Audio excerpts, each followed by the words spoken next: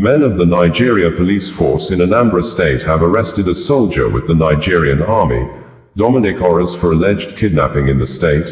According to Anambra State Police Command, the suspect confessed he deserted from the Nigerian Army or absconded from military duties since November 2024. Adding, 4 suspected members of the Biafra secessionist armed group have been shot dead in a joint operation with the operatives of Agunaechemba local vigilante group that lasted over 15 hours at our community in the Orumba North local government area of Anambra State. According to the spokesperson of the Anambra State Police Command, SP Agunaechemba, in a sustained effort to rid Anambra State of criminal elements, police operatives attached to the Rapid Response Squad or KUZU in collaboration with the Anambra State Vigilante Group, AVG, Agunaechemba, acting on credible intelligence, stormed a secessionist terrorist camp at our Orumba North local government area of Anambra State in the early hours of the 21st of August 2025. During the well-coordinated operation that lasted for more than 15 hours, the operatives successfully dislodged the insurgents, rescued a victim who had earlier been kidnapped and held hostage in the camp. It was reported that despite the payment of a ransom of 20 million nairas only by the victim's family, the hoodlums aborted his release until he was eventually freed by the joint security team. In the fierce gun battle that ensued, 4 of the criminal elements were neutralized. Exhibits recovered at the camp include 2 pump-action guns, 1 fabricated AK-47 rifle, 1 K2 assault rifle, 1 locally made hunter gun, 1 radio transmission box, 3 locally made improvised explosive devices, IEDs, 2 empty gas cylinders, 2 wraps of cable wires, 3 bags of 50 kilograms rice, 1 driver's license, 1 national identity card, 1 black Lexus RX 350 Jeep with registration number ACA 340 MA, 3 Toyota Camry cars with registration number ABC 268FQ, EKY 151CD and FGG 706ME. Also recovered a 1 black Toyota Camry car, 5 mobile phones, Infinix X6716B, Techno Spark KL4 and 3 analog phones, sleeping materials, 1 desert boot, 1 big cooler, and a roll of tarpaulin. The Commissioner of Police, CP Ikyoe Oratugu, while assuring Hudi Anambra that the command remains resolute in its commitment to ensuring safety and security, has assured that extensive operations are ongoing in the area to track down and arrest other fleeing suspects as well as destroy other criminal camps in the state. Further developments would be communicated in due course. SP Agunaechemba, Police Public Relations Officer, Anambra State Police Command stated this in a press release on the 29th of August 2025. In a separate press release issued earlier on Tuesday, Agunaechemba said, the Anambra State Police Command, in a swift operation on the 27th of August 2025, arrested 5 suspected members of a notorious armed robbery and kidnapping syndicate following a report that a victim was abducted on his farmland at Isiagu, Awka, and later released after ransom was paid. Acting on credible intelligence, police operatives attached to the Rapid Response Squad or KUZU stormed the hideout of the suspects at Notoko, Awka, which led to the arrest of the following persons: Michael Inwabodo, male, 30 years. Ez Friday, male, 29 years, Uche Akolo, male, 23 years, Shindu Gilbert, male, 29 years and Dominic Oraz, male, 38 years, a confessed deserter of the Nigerian Army. Exhibits recovered from the suspects include 6 automatic pump-action guns, 63 rounds of live cartridges, 1 microscope, 5 machetes, 1 military cap, 2 police tear gas canisters, handcuffs, a robber's rocket launcher, criminal charms, 3 Motorola walkie-talkies, 1 jackknife, 1 power bank and cash sum of 26,000 nairas only. During interrogation, one of the suspects, Dominic Oraz, confessed to having deserted the Nigerian Army in November 2024. Meanwhile, necessary inquiries have commenced with the authority to guide police action and prosecution of other suspects. The Commissioner of Police, CP Ikioye Oratugu, while commending the operatives for the gallantry, urged residents to remain law-abiding and vigilant and to continue to report suspicious activities to the police for prompt action. He also assured Hudi Anambra of the command's unwavering commitment to combating violent crimes. SP Tochukwu Akenga, Police Public Relations Officer, Anambra State Police Command stated this on the 28th of August 2025. Bringing you the news in a more digital way. Nigerian Railway Corporation, NRC, says it has directed the third-party ticketing company to refund the money paid by all 583 passengers on board the Abuja-Kaduna train that derailed at Asham community in Kaduna State on Tuesday, saying, although no death casualty was recorded, but 4 out of the 7 persons that sustained injuries were serious, while 2 of them were discharged immediately at the hospital. NRC, in a statement on Tuesday, said, following the derailment of the Kaduna-bound Abuja-Kaduna train service earlier today at Asham, Kaduna State, the Nigerian Railway Corporation, NRC, wishes to provide an update on the situation. A total of 618 persons comprising 583 passengers, 15 NRC crew members, 1 medical personnel, 8 cleaners, and 11 catering staff were successfully evacuated from the train. Out of this number, 7 passengers sustained varying degrees of injury and were immediately transported by ambulances to hospital facilities by medical personnel mobilized to the site. The remaining passengers were conveyed safely back to Idu and Kubwa stations aboard a rescue train dispatched from Idu for that purpose. All have since returned safely to their destinations. In line with our commitment to passenger welfare, our third-party ticketing company has been directed to immediately issue refunds to all passengers on board the affected service. Furthermore, the process of investigation into the incident has commenced, under the supervision of relevant authorities and the Federal Ministry of Transportation. Meanwhile, all Abuja-Kaduna train services, AKTS, have been temporarily suspended, pending recovery of the site, further clearance, and official announcement of service resumption. We sincerely regret the inconvenience caused and thank our esteemed passengers and the general public for their understanding, the Nigerian Railway Corporation, NRC, stated in a press release signed by its Managing Director, Kayode Opefa. NRC had earlier in a statement on Tuesday said that the train derailed around 11 a.m. at Asham community in Kaduna State. Videos made available online by victims of the train accident indicated that some of the train coaches overturned as passengers and crew members on board stood at the hilling part of the bush waiting for rescue. Close observers said that the latest train accident adds to the troubled history of the Kaduna-Abuja rail line, which has experienced several incidents in recent years, including the deadly bandits attack in March 2022 that led to the killing of some of the passengers on board the train, with many of them also kidnapped and held hostage for months till ransom was paid. The latest derailment comes just a week after the Nigerian Railway Corporation, NRC, reported another fault on the same corridor, when one of the train's coach wheels developed a hot axle near Rigasa station in Kaduna. The NRC explained that the fault, caused by excessive heat, was quickly managed and the train was returned safely to Kaduna. In a statement issued on August 21, 2025, the NRC had said, the Nigerian Railway Corporation has confirmed that one of the coaches wheel on the Abuja-Kaduna train service, AKTS, experienced hot axle some kilometers to Rigasa station in Kaduna. The incident, which happened on Wednesday evening, is due to hot wheels friction as a result of abnormal temperature due to excessive heat on the journal housing. However, the situation was immediately brought under control and the train marshaled to Kaduna and to safety. Consequent upon this incident, the train service will experience some capacity issues, which may affect some customers booked on the business class.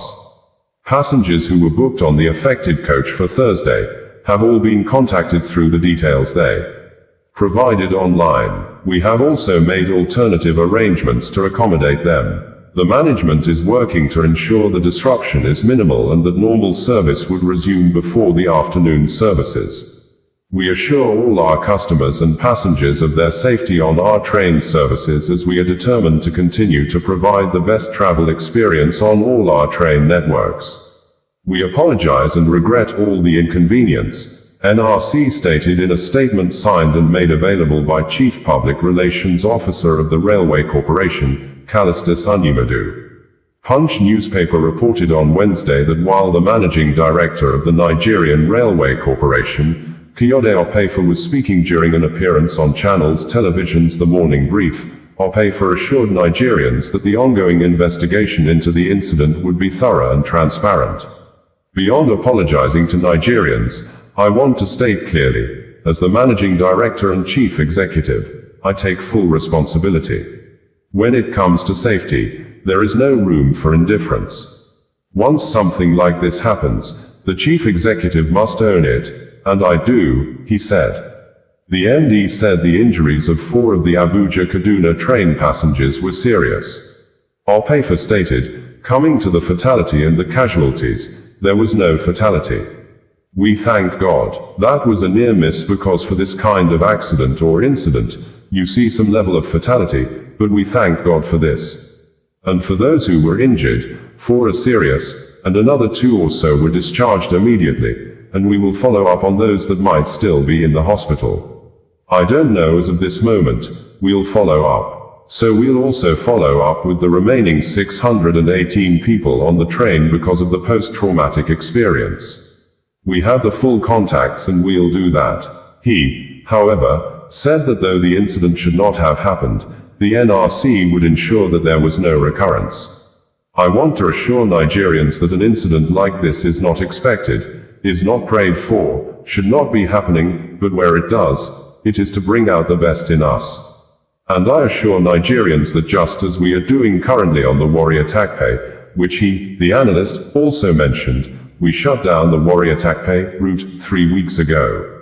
I ordered the shutdown for safety reasons, and if you see the level of work the men have been doing on the track, cutting it off and replacing it is to make sure things like this don't happen, he added. Asked whether there was any suspicion around sabotage regarding the incident, Opefa said, it would be premature for me to speak on that because that will be undermining the authority that is meant to do the investigation. But I want to assure Nigerians that our tracks are safe from vandals and terrorists. This particular track is being monitored by the military. You can see that immediately the derailment happened, within 5-10 minutes, the helicopter was there hovering. The Nigerian Air Force and the Nigerian Army are all along this corridor, and I think, for the record, we've not had any issue of banditry, terrorism attack along that corridor. But you can't wish anything away. The investigation will tell us what happened, and I wouldn't want to comment because I'm a party to the investigation. The NRC chief executive said that NSIB would have to declare the site open for reconstruction before the corporation would do a safety audit to determine when services on the route would be reopened. The first thing that will happen is that the NSIB will determine when the site is open for reconstruction. So, from the time they tell us that it's ready for reconstruction, I don't see us spending more than 30 days. So it depends on when they declare the site open for reconstruction, Opefa stated. The incident occurred on Tuesday along the Kaduna corridor shortly after the train left Abuja at about 11 a.m., en route to Kaduna. A passenger on board the train described the scene as chaotic, with people scrambling to safety. Following the incident, the NRC suspended train operations on the Abuja-Kaduna route till further notice.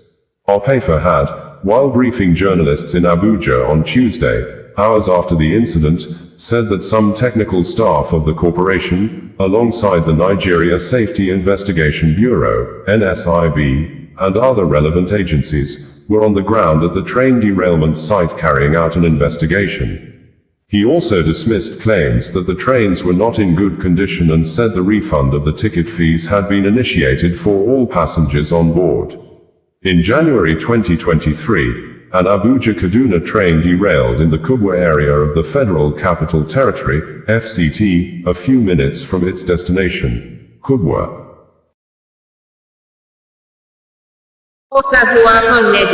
bringing you the news in a more digital way. Apparently angered by the continuous mass killings in Imo State, the Commissioner of Police, Agunaechemba, has personally led a squad of joint security team to forests in a Kigwe area of the state, in search of the leaders and members of the Biafra Liberation Army that comprises of Black Marine often operating between Nigeria and Cameroon borders, Biafra resistance fighters always operating within the southeast states, especially coordinating attacks against Nigeria security infrastructures within the connecting forests between Akigwe in Imo, Umaniochi, Ahafia in Abia, Afikpo, Ishiagu in Ebonyi, Ihiala in Anambra and Ogwu in Enugu, among other sub-groups that are mostly commanded by Ifeanyichukwu Okpegbu Okrementa as aka Major General Gentleyao, who hails from a Ku community in a Kigwe local government area that is currently witnessing mass killings in recent days. This, the Director General of the Department of State Services, DSSDG, Adeola Oluwatosin Ajayi, was seen in Imo State on Tuesday after a video went viral, showing 3 young men suspected to be members of Biafra fighters shot dead at a close range by someone suspected and widely believed to be Major General Gentleyao, who had accused the 3 young men of armed robbery.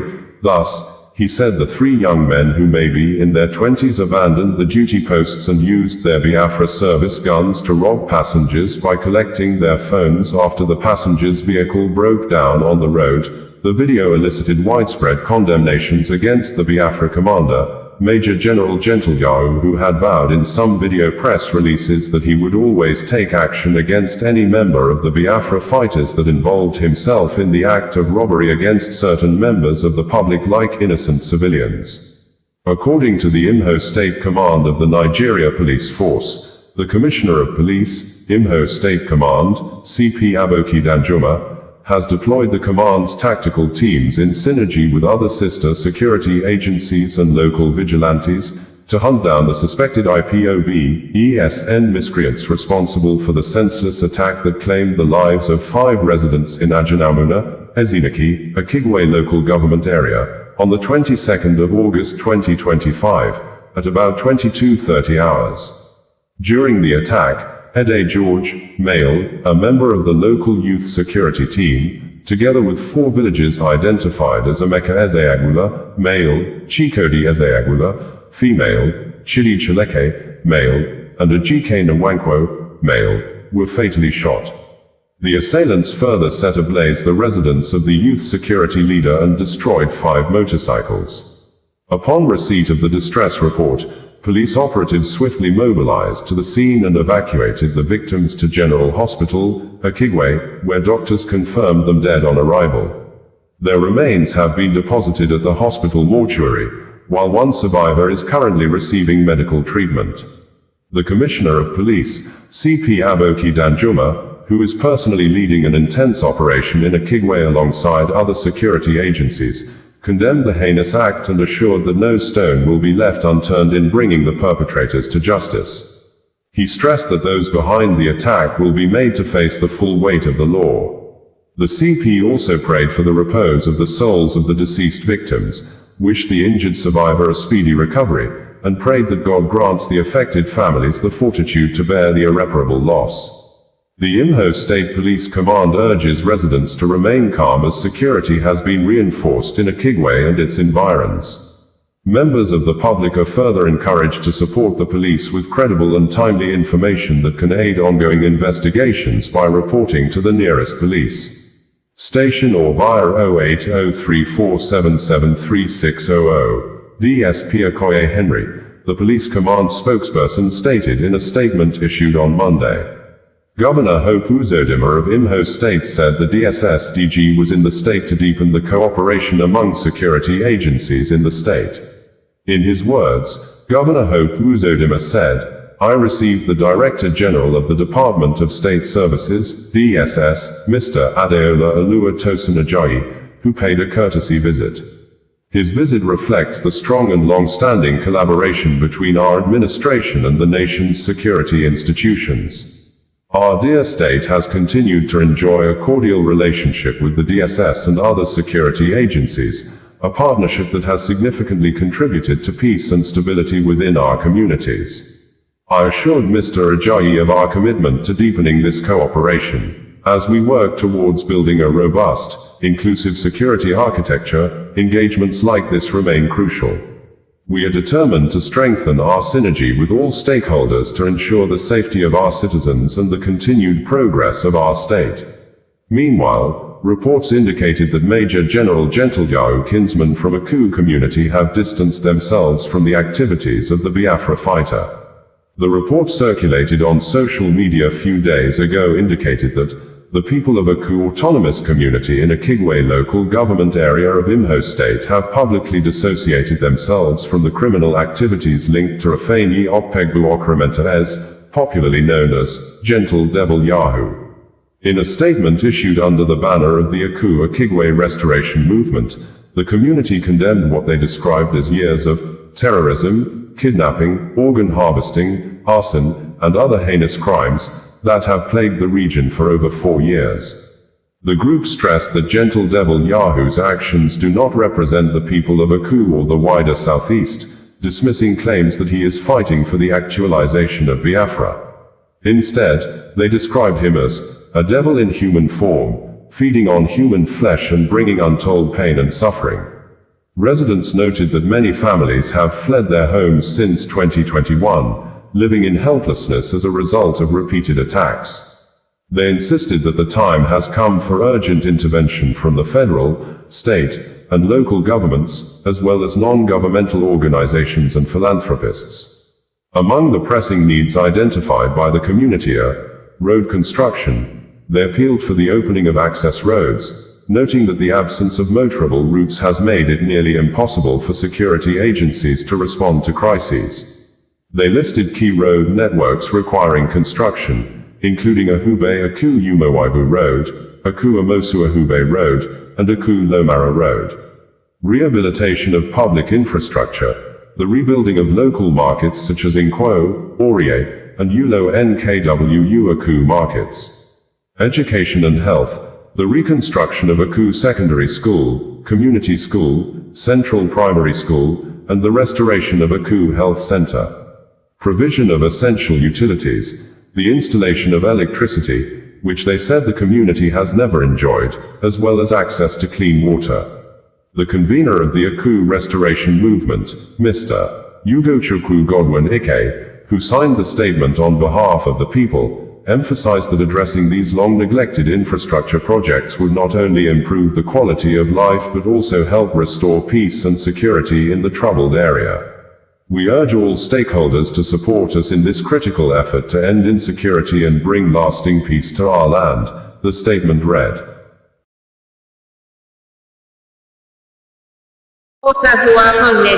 Bringing you the news in a more digital way. Bringing you the news in a more digital way.